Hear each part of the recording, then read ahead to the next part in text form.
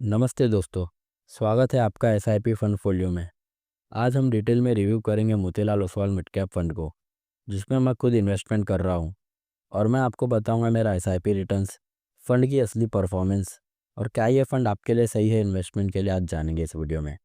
और हाँ, अगर आप भी म्यूचुअल फंड में इन्वेस्ट करते हो तो अपने म्यूचुअल फंड को एक साल में ज़रूर रिव्यू करो। आप मेरा पोर्टफोलियो देख सकते हो। मैंने 1200 रुपये की वीकली एसआईपी स्टार्ट की थी अगस्त में, जिसका टोटल इन्वेस्टमेंट अब 40,000 हो गया है। चलिए अब देखते हैं मैंने ये फ़ंड क्यों सिलेक्ट किया और क्या वो 5 इंपॉर्टेंट पैरामीटर्स है जो आपको किसी भी म्यूचुअल फंड में इन्वेस्ट करने से पहले चेक करना चाहिए। पहला पैरामीटर है अल्फ़ा। इस फंड का अल्फ़ा है 7.26। हाई अल्फ़ा का मतलब है कि फंड ने बेंचमार्क से ज़्यादा रिटर्न जनरेट किया है। सेकेंड पैरामीटर से बीटा। इस फंड का बीटा है 0.90। बीटा 1 से कम होना चाहिए। इसका मतलब फंड मार्केट के कंपैरिजन में कम गिरता है। तीसरा पैरामीटर है स्टैंडर्ड डिविएशन। इस फंड का स्टैंडर्ड डिविएशन है 18.74, थोड़ा हाई है अपनी कैटेगरी से, मतलब ये फंड वॉलेटाइल है। फोर्थ पैरामीटर है शार्प रेशियो। इस फंड का शार्प रेशियो है 1.09।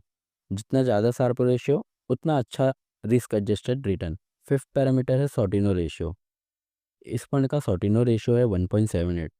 ये सिर्फ डाउनसाइड रिस्क को मेज़र करता है, जितना ज़्यादा हो उतना बेहतर।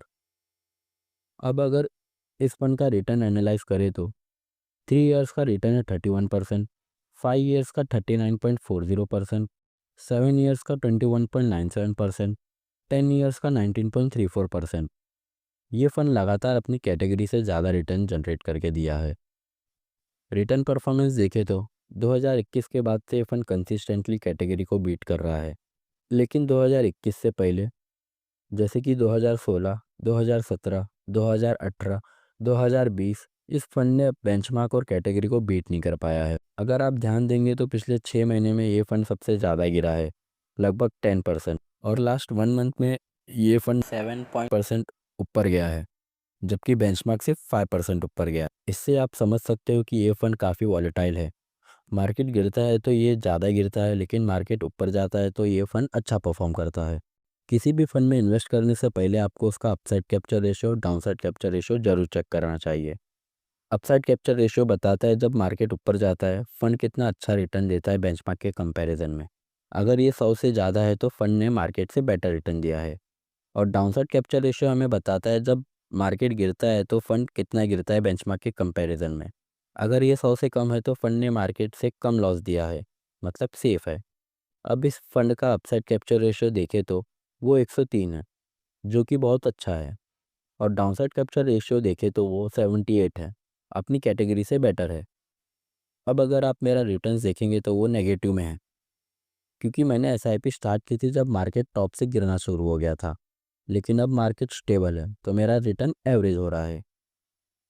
मैं अपनी एसआईपी इस फंड में कंटिन्यू रखूंगा जब तक फंड का लॉन्ग टर्म परफॉर्मेंस कंसिस्टेंट है और मार्केट कंडीशन सपोर्टिव है। अगर आप भी यंग हो और थोड़ा रिस्क ले सकते हो तो ये फंड एक बेस्ट इन्वेस्टमेंट ऑप्शन हो सकता है। लेकिन अगर आपको ज़्यादा रिस्क नहीं लेना है, सेफ इन्वेस्टमेंट करना है, तो किसी भी फंड के बियर मार्केट के परफॉर्मेंस को चेक करो।